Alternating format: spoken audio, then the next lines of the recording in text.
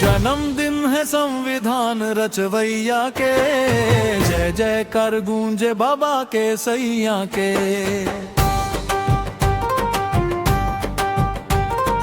भीम बाबा के नाम से रोशन जहान बा, हर दिल में बसल उनका सम्मान बा।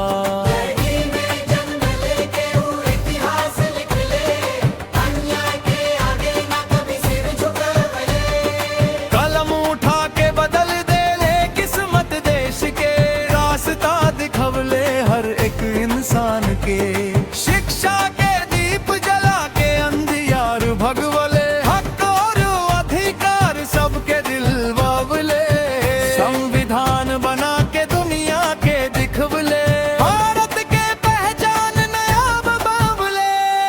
जन्मदिन है संविधान रचवैया के, जय जय कर गूंजे बाबा के सैया के। नीला झंडा लहराए हर गली मोहल्ला में, नाम गूंजे बाबा के हर एक दिल में।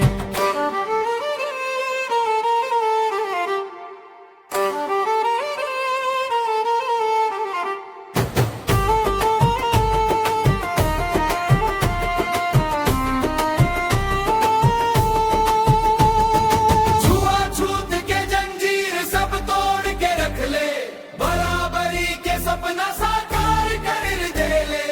दलित पिछड़ा सबके आवाज बन ले, नया सवेरा हर दिल में भर दे ले। संघर्ष के राह पे हमेशा बढ़ते रह ले, सच और न्याय के लिए लड़ते रह ले। उनका सिखावल राह पे चल के देख लो, जिंदगी के हर रंग बदल जाए। जन्मदिन है संविधान रचवैया के, जय जय कर गूंजे बाबा के सैया के। जय भीम के नारा गूंजे चारों ओर, बाबा के आशीर्वाद से चमके हर ओर।